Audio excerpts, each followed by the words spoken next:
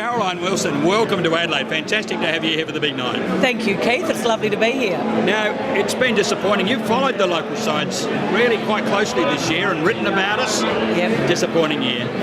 Look, it's been a terrible year for both clubs. I mean, they're both proud clubs. They both love winning. But I'd have to say, I think both clubs are ending the season on a brighter note. I mean, football in Adelaide, certainly in the context of Australia, Keith, got a massive fillip last weekend with the Adelaide Oval game. It was noticed in Melbourne. Oh, we notice everything about you. We're not paranoid. You're the ones who are paranoid. Look, that was just, the shots were fantastic. It was a good game.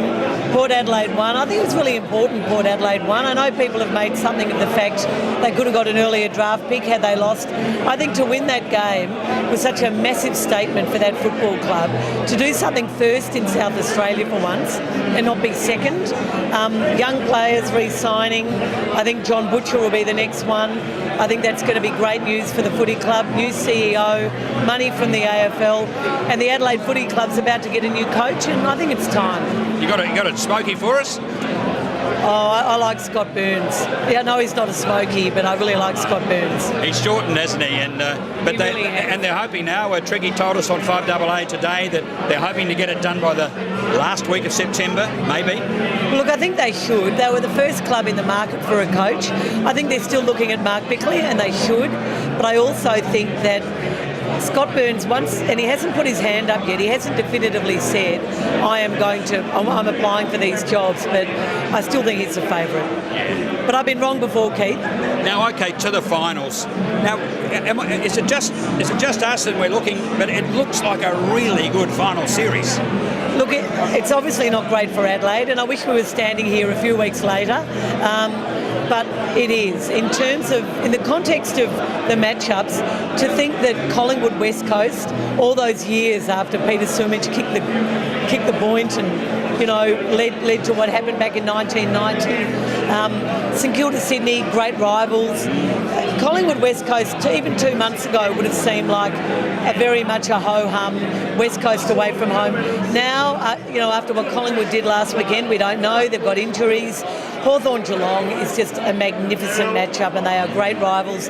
And, of course, Carlton they should beat Essendon by. They're a 5-goal better side than Essendon, but when Carlton play Essendon, the underdog normally wins. Some years you can see that it's really down to the top four and that's it, folks. But do you see somebody from the second four actually going a lot further, maybe all the way to the big day? Look, I can see Carlton going to the last 2 weeks. I don't think Carlton can make the grand final. I just don't think their forward line is quite there yet. And I think their midfield is probably the best in the AFL. And their ruck stocks are good. Cruiser seems okay. So, key position, I think they struggle. Sydney? No. Sydney have been mighty, as they are every year, and they could well beat St Kilda, but I don't think we'll see them beyond week 2.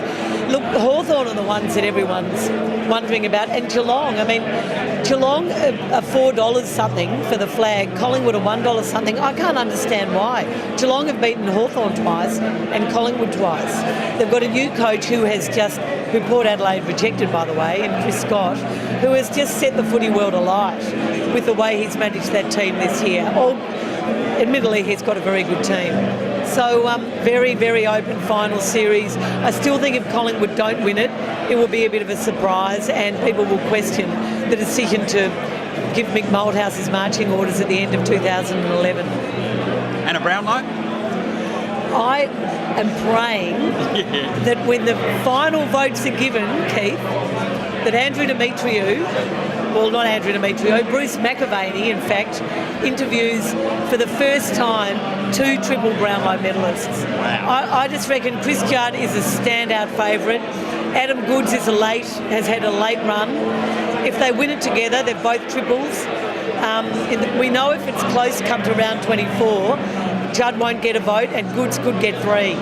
So look out. I just think that would be spectacular. You haven't got Ablett in there? No, I don't think they've won enough games. No, I don't think Gary will get it this year. Fantastic. Have a great night, Caro. Lovely to see you, Keith. Keep up the good work. Yeah.